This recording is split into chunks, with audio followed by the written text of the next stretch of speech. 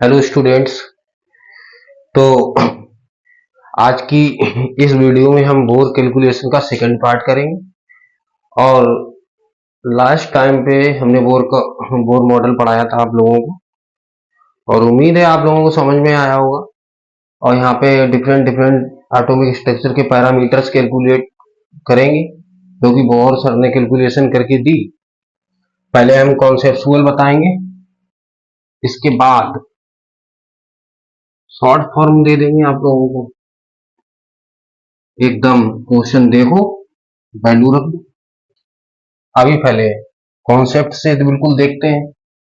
Concept से भी थोड़ा चलना चाहिए, हर जगह ट्रिक नहीं लगानी चाहिए, ठीक है। तो सबसे पहले बात कर लेते हैं रेडियस की। रेडियस आज से मैंने डिनोट किया। और ये कोई आइटम का स्ट्रक्चर मान लीजिए पॉजिटिव चार्ज, ये इलेक्ट्रॉन रिवॉल्व कर रहे हैं, उनका काम है रिवॉल्व करना, हमारा काम है पढ़ाना। तो ये रेडियस सेकंड ऑर्बिट की या फर्स्ट ऑर्बिट की, हम अभी सेकंड फर्स्ट ऑर्बिट की बात ही नहीं करेंगे, हमको क्या रेडियस कैलकुलेट करना है। तो हमने दो रूल पढ़े थे बोर मॉडल में। फर्स्ट रूल क्या था? Electrostatic force is balanced bye centrifugal force. तो इलेक्ट्रोस्टैटिक फोर्स हमारा ये था। ये कहां से आया? आप लोगों को लगे इलेक्ट्रोस्टैटिक फोर्स नहीं समझ में आ रहा, तो पिछली वीडियो देखें। Equal to m v square upon r. ये मान, इसको हम इक्वेशन वन मान लेते हैं। इक्वेशन वन मान लेते हैं। सेकंड इक्वेशन की बात करेंगे। इलेक्ट्रॉन रिवॉल्व इन दो circular orbital, angular momentum are quantized. तो क्या क्वांटाइज था? N h upon two pi. ये एंगुलर मोमेंटम है, ये टू पाई लिखो। अब हम क्या करेंगे, यहाँ बी टर्म को खत्म करने के लिए इसका क्या कर देंगे, स्क्वायर कर देंगे। इसको इक्वेशन दो मान लेंगे, स्क्वायर कर देते हैं। ये ये वैल्यू इधर ले आते हैं। N square h square upon four pi square equal to m square v square r square. इसको बंद कर लेते हैं, जिससे कि क्या डिवाइड करने में क्या हो जाएगी, आसानी हो जाएगी। अब ये इक्वेशन सेकंड है, स्क्वायर करने के बाद सेकंड इक्वेशन है। Equation second divide by first. हम डिवाइड कर देंगे फर्स्ट इक्वेशन से। क्या था? Z e square four pi epsilon naught r square, Z e four pi epsilon naught r square बराबर एम बी आर। ये हमारी फर्स्ट इक्वेशन है, और ये हमारा ये डिवाइड का साइन। अब कैलकुलेशन करने में दिक्कत हो रही होगी कुछ बच्चों को, तो हमने कल बताया था, ये जो पास वाला टर्म है पास में करिए, इधर भी करिए इक्वल के, और ये दूर वाला टर्म दूर जाएगा। इस तरह से कैलकुलेशन कर लेते हैं। तो यहाँ पे इधर कर देते हैं, आसान हो जाएगा। तो फिर यहाँ पे क्या कौन कौन से टर्म नजर आ रहा है? N square h square, n square h square, गुंडी थोड़ा, वरना एन एच में दिक्कत रहेगी। ये वाला टर्म इसके साथ में आएगा, four pi epsilon naught r square, four pi epsilon naught r square upon four pi square, denominator term है ये भी आ जाएगा साथ में, तो जेड ई स्क्वायर। बिल्कुल बेसिक से पढ़ाते हैं, छोटी छोटी कैलकुलेशन भी बता रहे हैं। तो अब नोमिनेटर में क्या आएगा? M square v square r square into r, ये डिनोमिनेटर वाला चला गया, एम बी स्क्वायर अपॉन क्या हो जाएगा, एम बी स्क्वायर। अब यहां से जो टर्म हटेंगे हटा देंगे, 4 पाई पूरा चला गया, यहां से 4 गया, 1 पाई की गई, पूरी पाई नहीं जाएगी, 1 पाई कटेगा। और देखिए ये बी स्क्वायर चला गया, एक एम चला गया, और यहां से ये आर स्क्वायर तो कंप्लीट आर स्क्वायर, ये ओनली आर स्क्वायर बचा, अभी कोई टर्म खत्म होने को नहीं है। हमें आर कैलकुलेट करना है, तो आर के साथ वाले टर्म जो है वो नीचे जाएंगे डिनोमिनेटर में। तो आर के साथ में क्या है, एक एम है, तो आर इक्वल टू, तो ये टर्म जो डिनोमिनेटर में है तो यहाँ पे लिख सकते हैं, यहाँ पर एक पाई बचा, ये एम है और जेड स्क्वायर है, ये डिनोमिनेटर में आ गया, तो pi m Z e square, nominator वाले term n square h square epsilon naught, यहाँ तो कुछ है ही नहीं, तो यहाँ पे लिख देंगे एन स्क्वायर एच स्क्वायर और एप्सिलॉन नॉट, ये आया फार्मूला, ये फार्मूला है, ये कॉन्सेप्ट से आया। और यहाँ पे जो टर्म कांस्टेंट है वो अलग कर लेते हैं, और जो चेंजेबल है वेरिएबल है उनको अलग करते हैं, h square epsilon naught upon pi m e square into में n square upon z. Electron के लिए ये प्लैंक कांस्टेंट है, ये एच है, एच इलेक्ट्रॉन के लिए इन सब की वैल्यू क्या होती है, कांस्टेंट होती है। जब आप कैलकुलेशन करेंगे तो ये इस वैल्यू की इस टर्म की वैल्यू आ जाएगी 0.53, और ये जो वैल्यू आएगी टोटल कैलकुलेट करके रखेंगे तो नहीं एंगस्ट्रॉम में आएगी। तो यहां से रेडियस के नाम पर आप लोगों को ये दो चीजें याद रखनी है, इसको एक जगह पे लिख लेते हैं, इसको एक जगह पे लिख देते हैं, साथ साथ में नोट करते रहिए, अगर नहीं करते हैं तो पुश कर लो, बटन आपके हाथ में है। तो आर इक्वल टू क्या आया, n square h square epsilon naught upon pi m Z e square, और इसी आर को हम कांस्टेंट वैल्यू रखने के बाद 0.53 into n square upon Z, ये एंगस्ट्रॉम में वैल्यू आती, ये बात लिख सकते कि नहीं लिख सकते। ये रेडियस हमने कैलकुलेट की, और यहाँ पे ये रेडियस की जो हमें याद रखना है, ये दो चीजें हैं, ठीक है। अब बात करते हैं वेलोसिटी की, कि भाई इलेक्ट्रॉन रिवॉल्व कर रहा है तो कुछ ना कुछ वेलोसिटी के साथ कर रहा होगा, तो वो वेलोसिटी कैसे कैलकुलेट करेंगे, वेलोसिटी देख लेते हैं,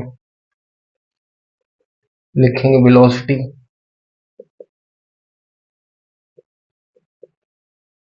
मान लीजिए कोई ये पॉजिटिव पार्ट है और यहां पर ये सर्कुलर ऑर्बिट है, ये इलेक्ट्रॉन को रिवॉल्व कर रहा है बी वेलोसिटी से, यही बी वेलोसिटी हमें कैलकुलेट करनी है, यही बी वेलोसिटी हमको कैलकुलेट करनी है। तो m v r equal to n h upon 2 pi, ये फार्मूला आपने पढ़ा है। अब ये यहां से क्या करेंगे, हमें बी वैल्यू कैलकुलेट करनी, आर की वैल्यू हमको पहले से पता है, अभी कैलकुलेट की, रख दीजिए आर की वैल्यू क्या है, n square h square epsilon naught by pi m Z e square equal to n h upon 2 pi. अभी यहां पे देखते हैं कौन कौन से टर्म कैंसिल आउट हो रहे हैं, उनको हटा देंगे, ये पाई एम है, तो यहां से पाई खत्म हो गया, और क्या खत्म हो रहा है, ये एम, यहां से एम चला जाएगा, एन एच दोनों जाएंगे, यहां से एक एन एक एच चला जाएगा। हमको वेलोसिटी निकालनी है, तो वेलोसिटी वाले सारे टर्म क्या डिनोमिनेटर में चले जाएंगे, तो वेलोसिटी के साथ में एन एच एप्सिलॉन नॉट, अब टू यहाँ पे पहले से ही है, तो हम डिनोमिनेटर वाले टर्म लिख लेते हैं, टू एन एच और एप्सिलॉन नॉट, और नोमिनेटर में क्या है, केवल जेड ई स्क्वायर। ये हमारी वेलोसिटी आ गई मीटर पर सेकेंड। कांस्टेंट टर्म अलग करेंगे, तो उसमें कौन सी बड़ी बात है सर, कर लेंगे, e square upon two h epsilon naught, ये कांस्टेंट टर्म है, जेड अपॉन एन, ये वेरिएबल टर्म है। इसकी वैल्यू जब कैलकुलेट करते हैं तो आती है 2.18 into 10⁻6 into Z upon n, और ये किसमें आएगी, जेड अपॉन एन कहाँ यहाँ पे लिख रहे हैं, ये वैल्यू आती है। तो यहां से वेलोसिटी के दो, यहाँ पे वेलोसिटी कैलकुलेशन की हम, तो वेलोसिटी इक्वल टू क्या आया, ये Z e square upon two n h epsilon naught, और इसको हम कांस्टेंट की वैल्यू रखे कैलकुलेट करेंगे तो 1.8 into 10⁻6 into Z upon n. तो ये वेलोसिटी के दो फार्मूला, ये हमारा शॉर्टकट तरीका है। ये कभी कभार पूछ लेगा जेई में, जेई मेंस में ये पूछ लेता, डायरेक्ट पूछ लेगा, डायरेक्ट पूछ लेगा तो आपको क्या होना चाहिए, फार्मूला भाई याद होना चाहिए, थोड़ा दो तीन बार लिखेंगे तो याद हो जाएगा। जेई मेंस में पूछ लेता है, नीट में तो खैर नहीं पूछता, नीट में ये वैल्यू याद होनी चाहिए, ठीक है। अभी बात कर लेते हैं, जब इलेक्ट्रॉन की सारी बातें हो रही हैं तो अभी इलेक्ट्रॉन की एनर्जी की बात कर लेते हैं। वेलोसिटी हमने कैलकुलेट की, रेडियस कैलकुलेट की, एनर्जी की बात करते हैं। तो एनर्जी कैलकुलेशन करने से पहले हम एनर्जी का एक रिलेशन देख लेते हैं, स्टार पॉइंट बनाते हैं, लिखो relation between total energy comma kinetic energy and potential energy. सबसे पहले हम रिलेशन देख लेते एनर्जी का। जब हमें रिलेशन पता होगा तो किसी एक एनर्जी का क्या डेरिवेशन कर लेंगे, और रिलेशन लगा के डिफरेंट डिफरेंट एनर्जी की डिफरेंट डिफरेंट वैल्यू कैलकुलेट कर लेंगे। तो देखिए टोटल एनर्जी, किसी भी इलेक्ट्रॉन के पास टोटल एनर्जी होगी, किसके इक्वल होगी, उसमें काइनेटिक एनर्जी होगी, दूसरी पोटेंशियल एनर्जी होगी, इसी के तो इक्वल टोटल एनर्जी होगी। तो पोटेंशियल एनर्जी क्या होती है, यहाँ पे कोई चार्ज है, ये कोई चार्ज है, नेगेटिव चार्ज है, ये पॉजिटिव चार्ज है, डिस्टेंस हम इसको आर मान लेते हैं।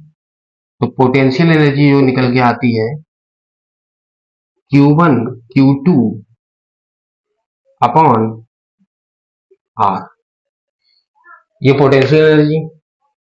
अभी यहाँ पे पोटेंशियल एनर्जी साइन के साथ रखी जाएगी, साइन के साथ।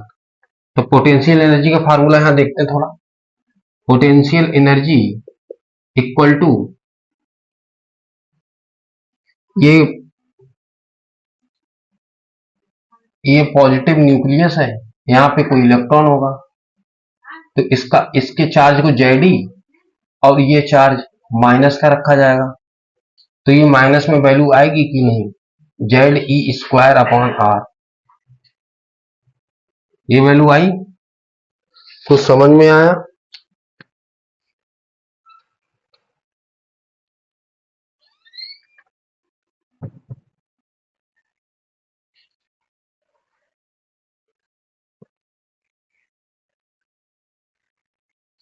चलिए काइनेटिक एनर्जी की बात कर लेते हैं। तो kinetic energy half mv square होती है। यहां से mv की वैल्यू देखते हैं थोड़ा। mv square upon r square, Z e square upon r square, mv square upon r होता है। ठीक है, अभी यहां से ये सेंट्रीफ्यूगल फोर्स है, ये इलेक्ट्रोस्टैटिक फोर्स है। mv की वैल्यू निकालते हैं तो यहां से r कट हो गया, तो mv स्क्वायर इक्वल टू क्या आया, Z e square upon r. तो काइनेटिक एनर्जी की अगर बात करें तो यहां से हम काइनेटिक एनर्जी की वैल्यू क्या ये लिख सकते हैं, half Z e square upon r, ये लिख सकते हैं। ठीक है, इतना हमने ये ये पोटेंशियल एनर्जी इतना देखा यहाँ पे, और ये हमने यहाँ पे काइनेटिक एनर्जी की बात की। अब यहां से थोड़ा इसको हटाएंगे और यहां पे देखिए टोटल एनर्जी बराबर potential kinetic energy, sorry, kinetic energy की वैल्यू रखते हैं half Z e square upon r minus minus हो जाएगा, प्लस का साइन था भाई, टोटल एनर्जी बराबर काइनेटिक एनर्जी की वैल्यू, प्लस साइन था माइनस हो जाएगा, minus Z e square upon r, ये वैल्यू है। अगर हम इसको यहां से कॉमन लेके बाहर करेंगे तो ये टोटल एनर्जी जो आएगी वो माइनस की half Z e square upon r आएगी। ये टोटल एनर्जी है, ये टोटल एनर्जी है। अभी यहां से दो रिलेशन समझ में आएंगे। क्या, ये जो एनर्जी है इसको पोटेंशियल एनर्जी बोलते हैं। ये यहाँ पे क्या पोटेंशियल एनर्जी हमने यहाँ पे निकाला था, माइनस का ये माइनस साइन यहाँ पे रख दें तो ये पोटेंशियल एनर्जी के बराबर हो जाएगा। तो कहने का मतलब total energy half potential energy की क्या होती है, इक्वल होती है। या हम इसको चेंज करके लिखना चाहें, और 2 times of total energy equal to potential energy. यानी कि अगर हमें यहां से अगर हमें टोटल एनर्जी की वैल्यू अगर मालूम है तो उसमें डबल कर दीजिए, पोटेंशियल एनर्जी की वैल्यू आ जाएगी। या हमको पोटेंशियल एनर्जी पता है, उसको हाफ कर दीजिए, टोटल एनर्जी की वैल्यू आ जाएगी। तो ये रिलेशन समझ में आया। टोटल एनर्जी जो होती है वो किसी भी इलेक्ट्रॉन की पोटेंशियल एनर्जी की हाफ होती है। पोटेंशियल एनर्जी की क्या, हाफ। इस यहाँ पे बात कर लेते हैं काइनेटिक एनर्जी की। अभी यहाँ पे काइनेटिक एनर्जी, ये फार्मूला था काइनेटिक एनर्जी का, इसको हम काइनेटिक एनर्जी बोल सकते हैं कि नहीं बोल सकते, ये काइनेटिक एनर्जी। तो केवल नेगेटिव साइन ही तो है, ये काइनेटिक एनर्जी यहाँ पे नेगेटिव साइन नहीं है, केवल यहाँ पे क्या है, नेगेटिव साइन। यानी कि टोटल एनर्जी इक्वल होती है negative value of kinetic energy के। तो ये दो इंपॉर्टेंट रिलेशन, इसको इंपॉर्टेंट, ये दो इंपॉर्टेंट रिलेशन है। अब हम क्या करेंगे, यहां से काइनेटिक एनर्जी की वैल्यू कैलकुलेट कर देंगे और फिर हम टोटल एनर्जी बता देंगे। काइनेटिक एनर्जी की वैल्यू कैलकुलेट करेंगे, साइन को माइनस में कन्वर्ट कर देंगे, टोटल एनर्जी आ जाएगी। यहां से टोटल एनर्जी आएगी, उसको 2 टाइम्स कर देंगे तो पोटेंशियल एनर्जी आएगी। इस तरह से हम तीनों एनर्जी को क्या कैलकुलेट कर लेंगे। ठीक है, चलिए इसके आगे मैं नेक्स्ट क्लास में कराता हूं। इतना करिए, उम्मीद करता हूं आप लोगों को समझ में आया होगा।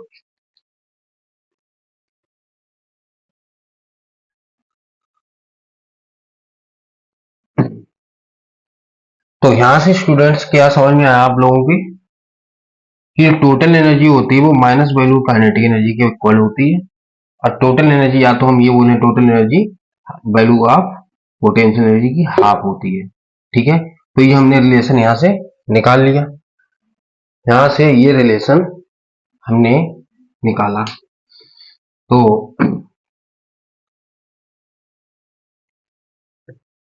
इसको हम नोट कर लेते हैं साइड से कहीं। तो टोटल एनर्जी या तो माइनस काइनेटिक एनर्जी के इक्वल या हाफ ऑफ पोटेंशियल एनर्जी। ये इतनी बात दिमाग में बिल्कुल पूरी तरह से क्या नोट कर लो। ये बात आप अपने पूरी तरह से दिमाग में बैठा लीजिए। ठीक है, अब हम काइनेटिक एनर्जी निकाल लेते हैं। काइनेटिक एनर्जी, तो काइनेटिक एनर्जी का फार्मूला क्या होता है? Half mv²। वेलोसिटी की हमें वैल्यू यहां से मालूम है, तो m ze upon 2nh epsilon not. v square है, यहां से स्क्वायर कर देते हैं। तो हाफ m z² e की पावर e स्क्वायर का यहाँ पे e की पावर 4 बाई अभी 4 n² h² epsilon naught square. ये लिख सकते हैं, यहां से मल्टीप्लाई कर देंगे तो काइनेटिक एनर्जी आएगी m z² e की power 4 by 8 n² h² epsilon square. तो ये काइनेटिक एनर्जी का हमको एक अच्छा खासा क्या फार्मूला मिला। बहुत टर्म है इसमें, कोई टर्म यहां से कट नहीं हो रहा है। ठीक है, तो हम क्या करेंगे, कांस्टेंट टर्म निकाल लेंगे बाहर। m e की पावर 4 e की पावर 4 n कांस्टेंट नहीं है, 8 h² epsilon naught square equal to z² upon n²। z² upon n²। जब आप कैलकुलेट करेंगे तो इसकी वैल्यू आएगी 13.6 इलेक्ट्रॉन वोल्ट में। ये वैल्यू आती है 13.6। ठीक है, और इसकी यूनिट जो आएगी, तो यहाँ पे एनर्जी के काइनेटिक एनर्जी का हमको फार्मूला मिल गया। तो क्या काइनेटिक एनर्जी बराबर क्या हुआ, यहाँ पे नोट कर लीजिए। काइनेटिक एनर्जी का फार्मूला ये है, और जो कांस्टेंट वैल्यू उसको हम कैलकुलेट करके रखेंगे तो 13.6 आएगा। ठीक है, तो ये वैल्यू हम यहाँ पे लिख लेते हैं। Kinetic energy m² z² e की power 4 divide by 8 n² h² और epsilon naught square. Constant value रखेंगे तो यह 13.6 इंटू z² अपॉन n²। तो ये काइनेटिक एनर्जी का आप फार्मूला याद कर लीजिए, ये फार्मूला। और ये जो वैल्यू आती है वो आती है इलेक्ट्रॉन वोल्ट में। इलेक्ट्रॉन वोल्ट में। ठीक है, अभी कुछ नहीं रह गया, सब हलवा हो गया है, कुछ नहीं बचा। अब यहां से आप लोगों से पूछा जाए टोटल एनर्जी क्या है, टोटल एनर्जी की बात की जाए तो जो काइनेटिक एनर्जी है नेगेटिव में वैल्यू कर देंगे, ये आ गई 13.6 z² upon n² electron volt. Total energy आ गई। अभी पोटेंशियल एनर्जी की बात कर लें। पोटेंशियल एनर्जी, तो पोटेंशियल एनर्जी हाफ या 2 टाइम्स ऑफ टोटल एनर्जी। तो 2 multiply by -13.6 into Z² upon N² electron volt. Unit विशेष तौर पे ध्यान रखिए। आ गई। तो हमने इस तरह से तीनों एनर्जी क्या है कैलकुलेशन कर ली। हमें केवल काइनेटिक एनर्जी का डेरिवेशन चाहिए था। अगर मान लीजिए अगर पेपर में डायरेक्ट फार्मूला पूछ लेता तो ये अगर आपको याद है, अगर यहाँ पे मल्टीप्लाई बाई 2 कर देंगे तब हमारा आ जाएगा पोटेंशियल एनर्जी का फार्मूला, नेगेटिव लगा देंगे टोटल एनर्जी का फार्मूला और काइनेटिक एनर्जी का तो है ही है। ठीक है, तो इस तरह से हमने ये तीनों एनर्जी कैलकुलेट की। अब थोड़ा जितनी भी मैंने कैलकुलेशन की टाइम रिवॉल्यूशन और देख लेते हैं। टाइम का रिलेशन पूछता है और डेरिवेशन नहीं करेंगे उसको, तो टाइम और देखते हैं। टाइम इक्वल टू बचपन में पढ़ा हुआ फार्मूला डिस्टेंस अपॉन वेलोसिटी। तो किसी भी सर्किल में जैसे ये पॉजिटिव चार्ज, ये कोई ऑर्बिट है, सर्किल है, इसकी डिस्टेंस क्या होती है 2πr। तो यहाँ पे वैल्यू रखेंगे 2πr डिवाइड बाय वेलोसिटी। और वेलोसिटी का मैं फार्मूला अभी आपको दे चुका हूं, वहां से वैल्यू रखेंगे, कैलकुलेट करेंगे। तो कैलकुलेट करने की जरूरत नहीं है, time directly proportional to NQ upon Z²। ये आप रिलेशन याद रखिए, ये आप रिलेशन टाइम रिवॉल्यूशन का याद रखिए। ठीक है, अच्छा ये आपके सारे टर्म्स मैंने कॉन्सेप्चुअल तरीके से कॉन्सेप्ट के अकॉर्डिंग सारा हमने आपको बताया। अभी आपको याद क्या क्या रखना है ये समझिए थोड़ा, क्या क्या याद रखना है। देखिए सबसे पहले बात कर लेते हैं, ये समरी है, बोर कैलकुलेशन की क्या समरी है। आपको याद रखना है 0.53 N² अपॉन Z एंगस्ट्रॉम। ये आपको ये याद रखना है रेडियस का। वेलोसिटी की बात करें तो आपको 2.18 इंटू 10⁻⁶ Z अपॉन N मीटर पर सेकेंड, ये वैल्यू याद रखनी है। अब बात कर लेते हैं एनर्जी की। देखिए काइनेटिक एनर्जी हम बोले, अभी थोड़ा यहाँ पे एक और टर्म आता है पॉजिटिव। ये कोई इलेक्ट्रॉन पड़ा हुआ है, हम इलेक्ट्रॉन को बाहर निकालना चाहते हैं। हमने कहा था किसी एटम से इलेक्ट्रॉन जब बाहर निकालते हैं तो वहां पे जो टर्म मिलेगा आयोनाइजेशन पोटेंशियल बोलते हैं। तो हम इसको आयोनाइजेशन पोटेंशियल बोल सकते हैं या फिर आयोनाइजेशन एनर्जी बोल सकते हैं। ये आयोनाइजेशन एनर्जी इसी काइनेटिक एनर्जी की क्या होगी इक्वल होती है। तो इलेक्ट्रॉन की काइनेटिक एनर्जी बोले या हम बोले आयोनाइजेशन पोटेंशियल या हम बोले आयोनाइजेशन एनर्जी, तीनों की बात क्या है एक ही है। अब यहां से हमको तीन वैल्यू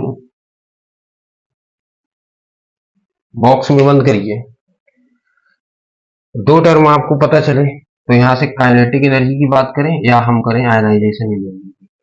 आयोनाइजेशन एनर्जी यहां से ये तीन फॉर्म में हम वैल्यू याद रखेंगे। एक तो हमारा आया था 13.6 Z² upon N² electron volt पर एटम। एक याद रखेंगे result 1312 into Z² upon N², ये हमारा किलो जूल पर मोल में है ये वैल्यू। और एक वैल्यू और होती है 2.18 into 10⁻⁻18 into Z² upon N²।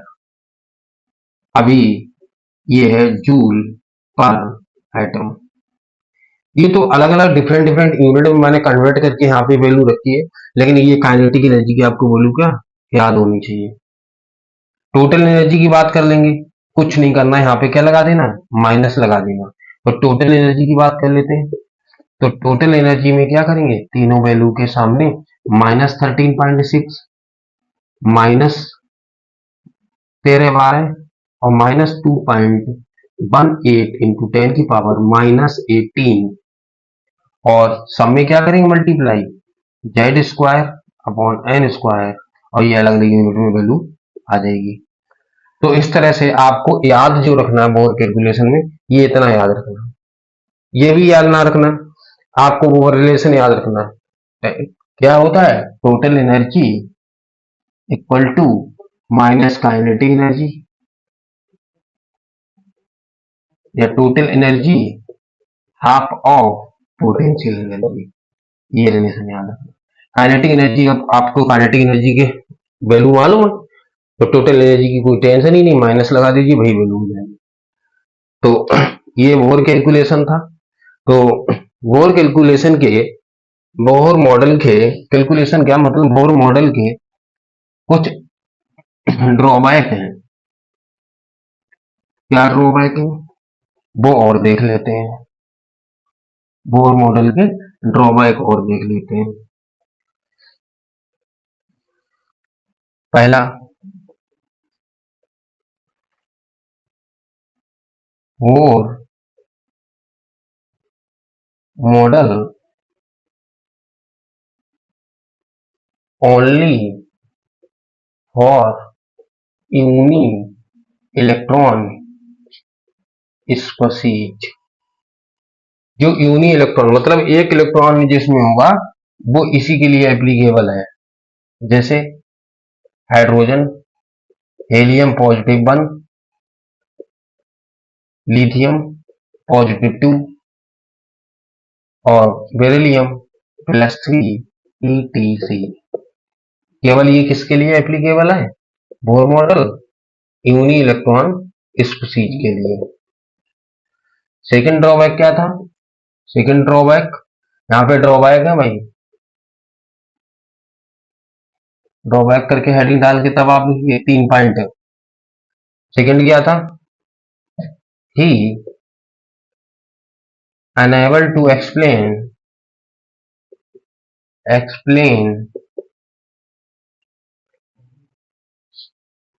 splitting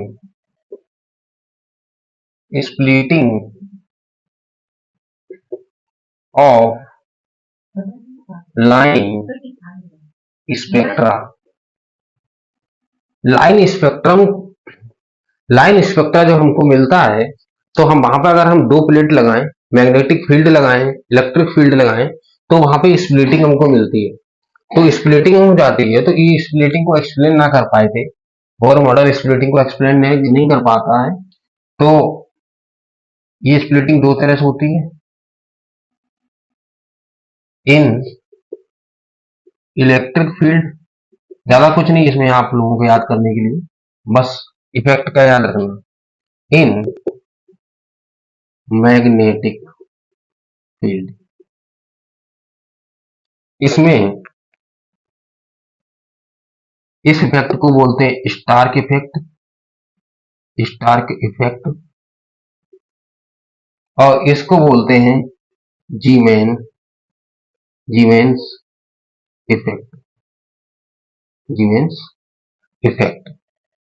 तो ये सेकंड ड्रॉबैक था। और ये याद रखना, इलेक्ट्रिक फील्ड में स्प्लिटिंग जो इफेक्ट होता है उसको स्टार्क इफेक्ट और मैग्नेटिक इफेक्ट फील्ड में जीमेन इफेक्ट, ये याद रखना। ड्रॉबैक था ये। थर्ड ड्रॉबैक,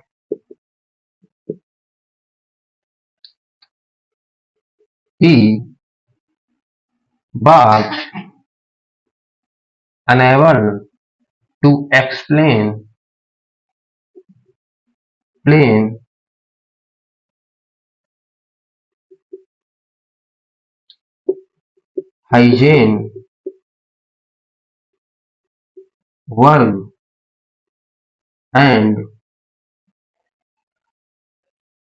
Heisenberg and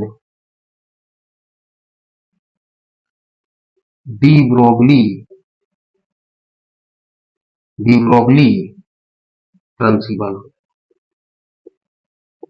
ये क्या, हाइजेनबर्ग जो अनसर्टेनिटी लॉ है, अनसर्टेनिटी लॉ, तो ये हाइजेनबर्ग और डी ब्रोगली ने वेवलेंथ दी थी उसको ये बोर मॉडल है हमारा, वो एक्सप्लेन नहीं कर पाता है। तो ये 3 ड्रॉबैक है, ये आप नोट करिए, ड्रॉबैक से क्वेश्चन आ जाता है। तो सबसे पहला ड्रॉबैक क्या था, बोर मॉडल जो दिया गया था वो केवल यूनि इलेक्ट्रॉनिक चीज के लिए था। और दूसरा हमारा लाइन स्पेक्ट्रा की जो स्प्लिटिंग थी वो हम एक्सप्लेन नहीं कर पाए थे। इलेक्ट्रिक फील्ड में जो लाइन स्पेक्ट्रा होता है उसको हम बोलते हैं स्टार्क इफेक्ट, और जो मैग्नेटिक फील्ड में होता है उसको बोलते हैं जीमैन इफेक्ट। और ये लास्ट में हाइजेनबर्ग और डी ब्रॉगली प्रिंसिपल को भी एक्सप्लेन नहीं करता है। कौन? Bohr's model. तो ये, हाँ, यहाँ पे बोर्स मॉडल कंप्लीट हुआ आपका। अब नेक्स्ट टॉपिक इसी चैप्टर का हम कोई ना कोई सा देखेंगे, अच्छा सा टॉपिक होगा, वो हम आपके आगे एक्सप्लेन करते हैं। उम्मीद है कि आप लोगों को समझ में आया होगा, और आप मेहनत कर रहे होंगे। लगातार मेहनत करते रहिए, लगे रहिए अपने टारगेट को अचीव करने के लिए। स्ट्रगल करना पड़ता है, और स्ट्रगल हमारी मजबूरी नहीं, हमारा क्या होना चाहिए, साहस बनना चाहिए। ठीक है, थैंक यू वेरी मच।